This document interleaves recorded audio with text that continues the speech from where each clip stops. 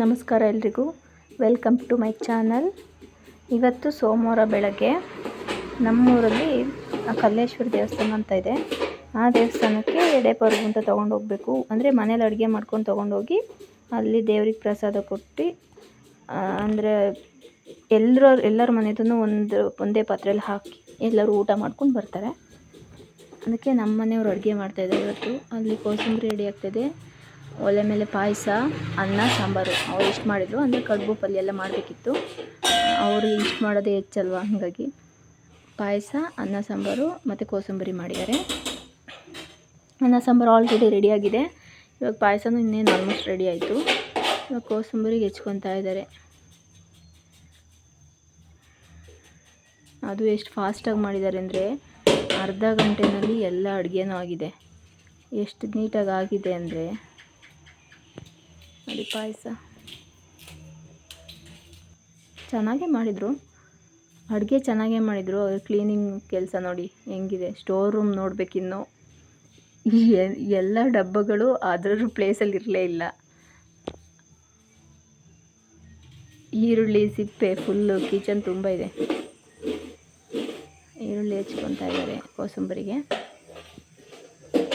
ಹಾಗೆ ಇನ್ನೂ ನನ್ನ ಚಾನಲ್ನ ಯಾರು ಸಬ್ಸ್ಕ್ರೈಬ್ ಮಾಡ್ಕೊಂಡಿಲ್ಲ, ಸಬ್ಸ್ಕ್ರೈಬ್ ಮಾಡ್ಕೊಳ್ಳಿ.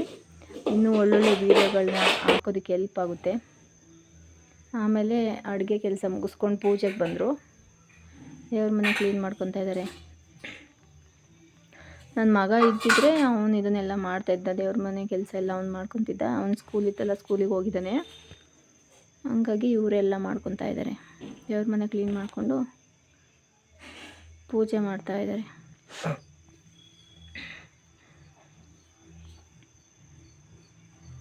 ಆದರೂ ಇವರೇ ಎಲ್ಲನೂ ಮಾಡ್ತಾರೆ ಅಂತ ನಾನು ಅಂದ್ಕೊಂಡಿರಲಿಲ್ಲ. 10-11ವರೆಗೂ ಸುಮ್ಮನೆ ಕೂತಿದ್ರು. 11 ಗಂಟೆವರೆಗೂ, ಅಂದರೆ ಮಧ್ಯಾಹ್ನ ಅದು ಊಟಕ್ಕೆ ತೊಗೊಂಡು ಹೋಗಿತ್ತು ಎಡೆನ. ಹಂಗಾಗಿ 11 ಗಂಟೆವರೆಗೂ ಸುಮ್ಮನೆ ಕೂತಿದ್ರು. ಆಮೇಲೆ 11 ಗಂಟೆಗೆ ಎದ್ದು ಸ್ನಾನ ಮಾಡ್ಕೊಂಡು ಬಂದು ಅಡುಗೆ ಮಾಡೋಕ್ಕೆ ಶುರು ಮಾಡಿಕೊಂಡ್ರು.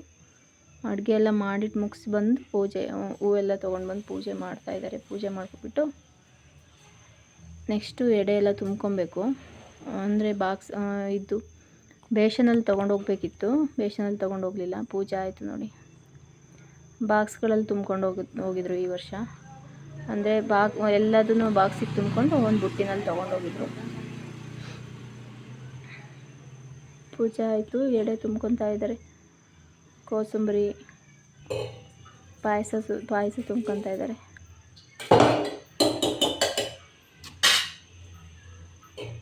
ಚೆನ್ನಾಗಿ ಮಾಡಿದರು ಅಡುಗೆ ಎಲ್ಲ. ಸಾಂಬಾರಂತೂ ಸೂಪರಾಗಿತ್ತು. ನಾನಂತೂ ಖುಷಿಯಾಗಿದ್ದೆ. ತಿಳಿ ಸಾಂಬಾರು ಮಾಡಿದರು, ಚೆನ್ನಾಗಿತ್ತು ಸಾಂಬಾರು.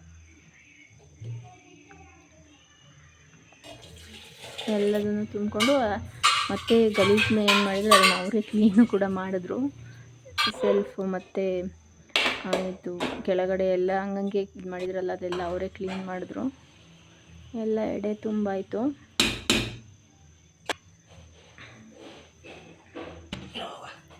ನೋಡಿ, ಎಲ್ಲ ಬುಟ್ಟಿಗೆ ಇಡ್ತಾ ಇದ್ದಾರೆ.